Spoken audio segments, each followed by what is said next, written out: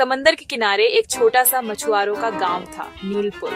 हर सुबह सूरज जब लहरों पर सुनहरे धागे बुनता तो गांव के बच्चे तट पर दौड़ते हुए आते।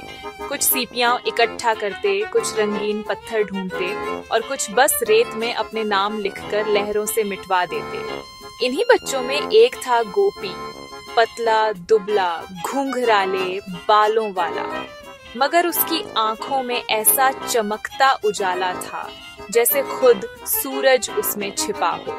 गोपी का शौक बड़ा अजीब था।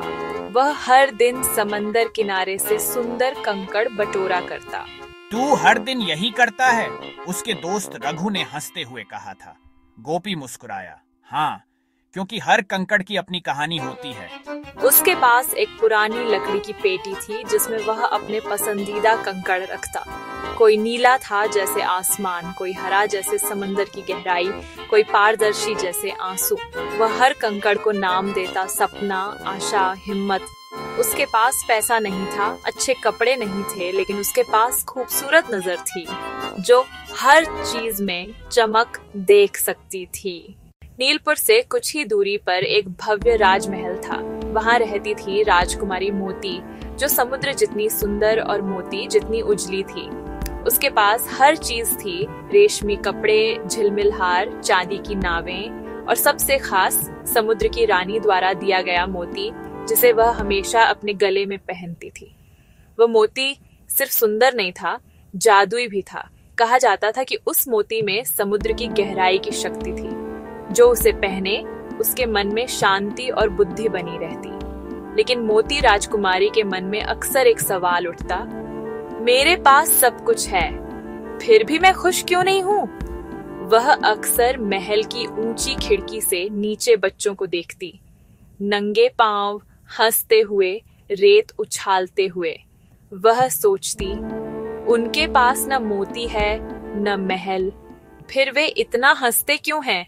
एक दिन राजकुमारी ने निश्चय किया, वह अकेले समंदर किनारे जाएगी। नौकरों और पहरेदारों से छिपकर वह साधारण कपड़ों में सिर पर दुपट्टा डालकर गांव की ओर चली। वह पहली बार अपने पैरों को रेत में महसूस कर रही थी। ठंडी रेत, नम हवा और लहरों की सरसराहट ने उसके मन में अजीब सी हलचल जगा दी। वहीं किनारे पर गोपी अपने कंकड़ों की तलाश में झुका हुआ था।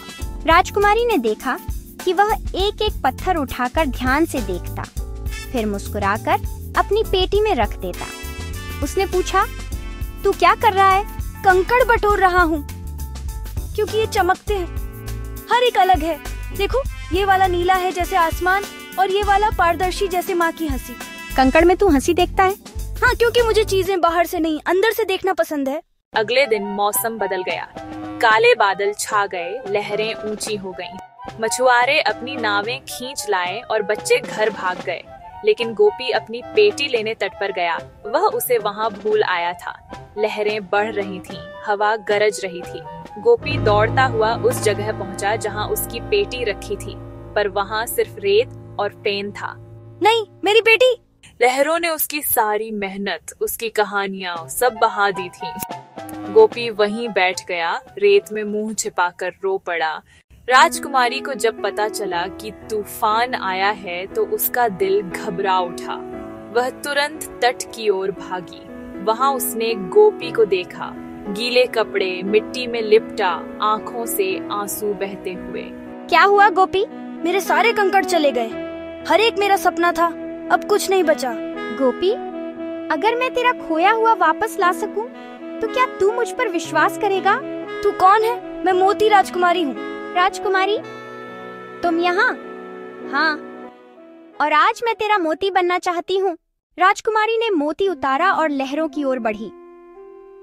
हे समुद्र माँ, यह मोती तुम्हारा था, मैंने सिर्फ उधार लिया था।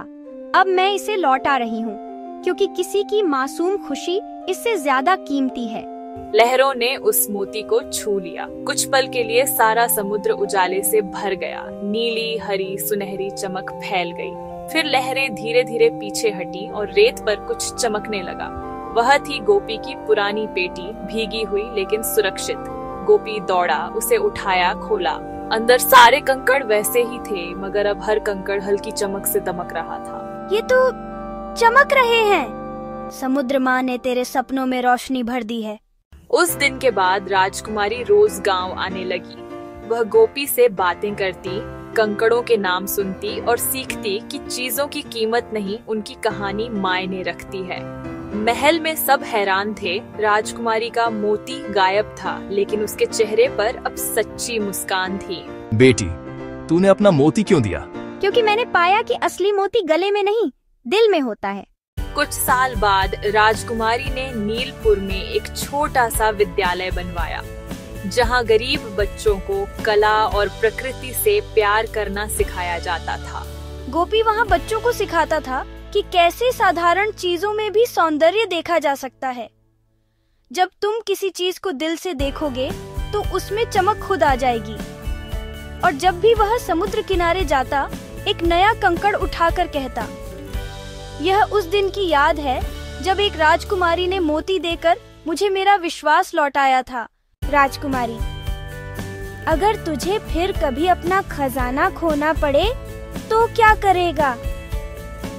गोपी, अब मुझे पता है हर चीज लौट सकती है अगर दिल सच्चा हो।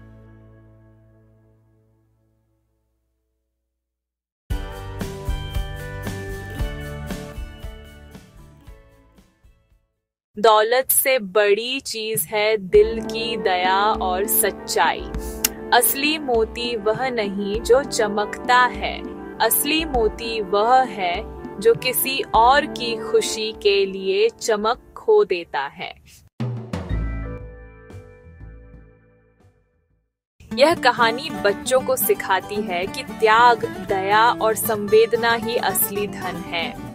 चाहे हमारे पास कंकड़ हों या मोती, अगर हम उन्हें साझा करना जानते हैं तो हम सबसे अमीर हैं।